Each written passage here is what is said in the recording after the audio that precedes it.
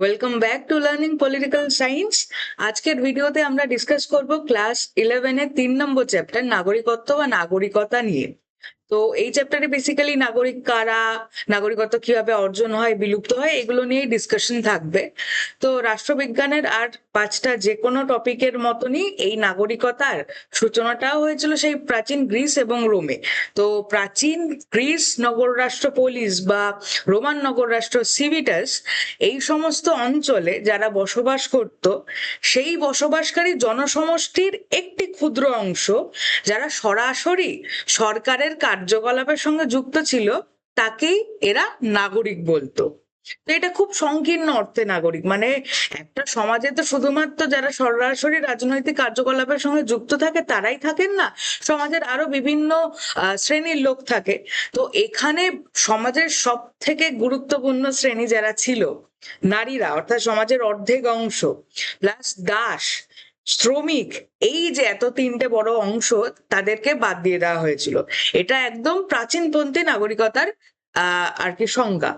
এবার সেখান থেকে বৃহত্তর অর্থে নাগরিকতার একটা সংজ্ঞা আছে, সেটা কি? সেটা হচ্ছে স্থায়ীভাবে বসবাসকারী এবং রাষ্ট্রের প্রতি আনুগত্য প্রদর্শনকারী ব্যক্তি নাগরিক, যেটা আমরা আর কি গার্নারের থিওরিতেও পেয়েছিলাম, যে একটা নির্দিষ্ট জায়গায় থাকবে এবং সরকার গঠন করবে, সরকারের প্রতি আনুগত্য প্রদর্শন করবে, সরকার যা যা আমাদের রাজনৈতিক সামাজিক যা অধিকার দেবে ভোগ করবে, তারাই নাগরিক।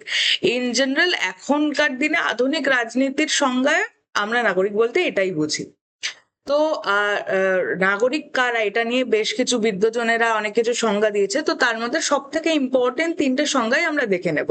তো এক্সামে বেসিক্যালি এমসিকিউতে যে কোনো র্যান্ডম সংজ্ঞা তুলে বলে দেয় যে এটা কার লেখা, তোমাকে আইডেন্টিফাই করতে হবে বা কে এই সংজ্ঞাটা বলেছেন।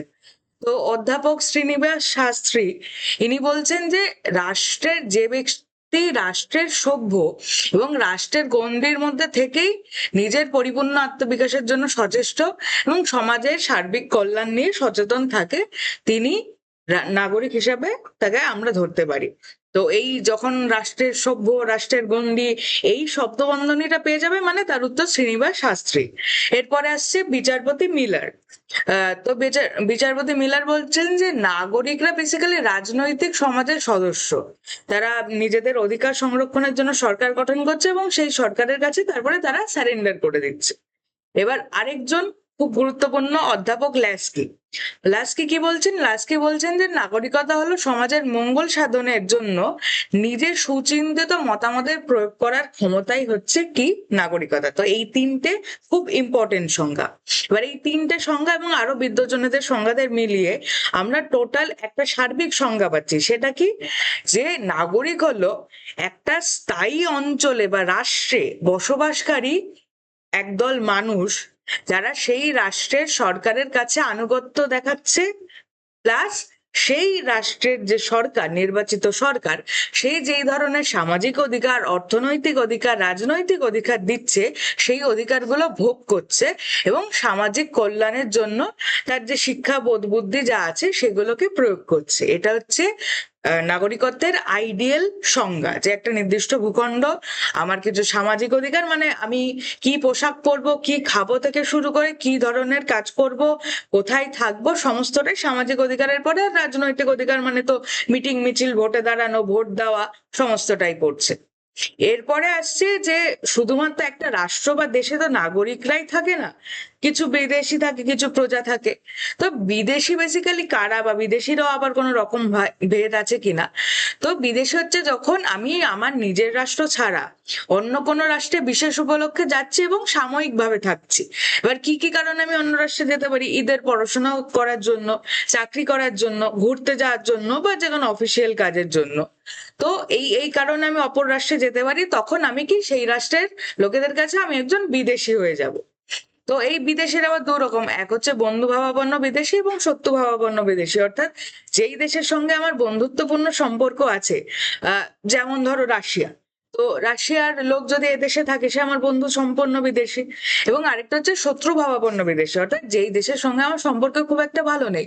যেমন দেখা যেতে পারে যে আন্তর্জাতিক রাজনীতিতে টার্কি বা তুর্কির সঙ্গে ভারতের সম্পর্ক একটু খটোমটো, মানে তুর্কি যতবার বিপদে পড়েছে যে কোনো রকম মানে প্রাকৃতিক বিপর্যয় থেকে শুরু করে যে কোনো আন্তর্জাতিক বিপর্যয়, তখন ভারত সরকার কিন্তু তুর্কির সবসময় পাশে দাঁড়িয়েছে।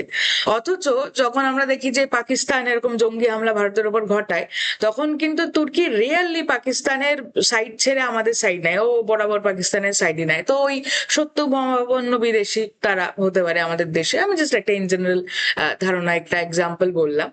এরপরে বলেছে যে এই যে নাগরিক এবং যে বিদেশি এদের মধ্যে কিছু মিলও আছে কিছু অমিলও আছে। মিলটা কি, যে এরা সামাজিক এবং অর্থনৈতিক অধিকার ভোগ করে, মানে কাজ করা, খাওয়া, পোশাক, মানে সব রকমের স্বাধীনতা আছে। প্লাস কি, এরা ট্যাক্স দিচ্ছে, দেশের আইন কানুন মেনে চলছে। এবার এদের মধ্যে কিছু অমিলও আছে। অমিলটা কি, আমরা জানি যে নাগরিক কারা একটা নির্দিষ্ট অঞ্চলে যারা স্থায়ী ভাবে থাকে, আর যারা অস্থায়ী ভাবে থাকে তারাই কি হয়ে গেল, বিদেশি।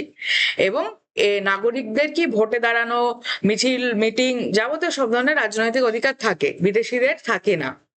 এবং যদি যে কোনো দেশের নাগরিক যদি কোনো এক্সট্রিম ক্রাইম করে নেয়, কোনো হিনিয়াস ক্রাইম করে নেয়, তাহলে সেই দেশের সরকার নাগরিককে মৃত্যুদণ্ড দিতে পারবে, কিন্তু সে কখনোই একটা বিদেশিকে মৃত্যুদণ্ড দিতে পারবে না। এরপরে কি, নাগরিকত্ব অর্জনের বিভিন্ন পদ্ধতি আছে, মেজরলি দুটো পদ্ধতি। এক হচ্ছে জন্মসূত্রে বা স্বাভাবিকভাবেই যে নাগরিকতা আমরা অর্জন করি সেটি, এবং আরেকটি হচ্ছে অনুমোদন সিদ্ধ বা কৃত্রিম নাগরিকতা। তো এই জন্মসূত্রে নাগরিকতারও আবার দুটো ভাগ আছে। একটা হচ্ছে রক্তের সম্পর্ক নীতি, অর্থাৎ আমার মা বাবা যেহেতু এই দেশে জন্মেছে, সেই অনুযায়ী আমি এই দেশের নাগরিক হয়ে গেল। এবার এটা কোথায় কোথায় আছে, ফ্রান্স, সুইজারল্যান্ড, সুইডেন। তো এই দেশ কোন দেশে কোন নাগরিকতা বর্তমান, এইগুলো দিয়েই কিন্তু শর্ট প্রশ্নগুলো আসে। র্যান্ডম হয়তো বলে দিল যে রক্তের সম্পর্ক নীতি রয়েছে কোন দেশে, বলে 4টে অপশন দিয়ে দিলে এবার তোমাকে এই দেশগুলোর নাম ঠিক উত্তর দেওয়ার জন্য একদম স্পষ্ট করে মনে রাখতে হবে। এরপরে কি বলেছে, জন্মস্থান নীতি। জন্মস্থান নীতি অর্থাৎ আমি যেই দেশে জন্মগ্রহণ করব সেই দেশেরই নাগরিক হয়ে যাব বাই ডিফল্ট। তো এইটা কোথায় আছে, ব্রিটেনে আছে, আমেরিকায় আছে এবং আর্জেন্টিনাতে আছে। কিন্তু ব্যাপারটা হচ্ছে এই দুটো নীতির মধ্যে একটু গন্ডগোলের ব্যাপার আছে। সাপোজ কোনো একজন যে জন্মস্থান নীতির তে বিলং করে না এমন কোনো দেশের নাগরিক, সাপোজ ফ্রান্সের কোনো ব্যক্তি যদি ব্রিটেনে এসে তার সন্তান সন্ততি জন্মায়, তাহলে টেকনিক্যালি কি সমস্যার ব্যাপার হয়ে যাবে, যে রক্তের সম্পর্ক নীতি অনুযায়ী তার সন্তান কিন্তু ফ্রান্সের নাগরিক হচ্ছে, আবার এদিকে যেহেতু ব্রিটেনে জন্মে গেল, তাই ও জন্মস্থান নীতি অনুযায়ী ব্রিটেনের নাগরিকও হয়ে গেল। তো এই যে একটা মানুষ একসঙ্গে দুটো দেশের নাগরিক হয়ে যাচ্ছে, এই বিষয়টাকে বলা হচ্ছে দ্বৈত নাগরিকতা। এবার এটা একটা সমস্যার ব্যাপার, যে একটা লোক, তো আমরা জানি যে একটা রাষ্ট্রের একটাই নাগরিকত্ব হতে পারে, কোনো মানুষ দুটো, তিনটে, পাঁচটা মন মতো নাগরিকত্ব নিয়ে চলতে পারে না। আমি যে কোনো একটা দেশের নাগরিকই হতে পারি। তো এই সমস্যা সমাধানের জন্য বেশ কয়েকটা উপায় আছে। সেটা কি, যে প্রথমে যেই বাচ্চাটি জন্মালো ফ্রান্সের দম্পতির থেকে, সে 18 বছর হওয়া অব্দি অপেক্ষা করলো, যে তাকে ডিসাইড করতে দেওয়া হলো যে তুমি ফ্রান্সের নাগরিকত্ব চাও কি ব্রিটেনের নাগরিকত্ব চাও। এছাড়া কি, দুটো রাষ্ট্র নিজেদের মধ্যে বিভিন্ন যে চুক্তিগুলো হয়, আন্তর্জাতিক সন্ধি চুক্তি, সেইগুলোর মাধ্যমে সে নির্ণয় করে নিতে পারে। তো পরবর্তী ভিডিওতে অনুমোদন সিদ্ধ বা কৃত্রিম নাগরিকতা নিয়ে আমরা আলোচনা করব। আজকের ভিডিওতে এইটুকুই। ভিডিও ভালো লাগলে অবশ্যই লাইক, শেয়ার, সাবস্ক্রাইব করে দিও। Thanks for watching. দেখা হচ্ছে পরের ভিডিওতে। Thank you.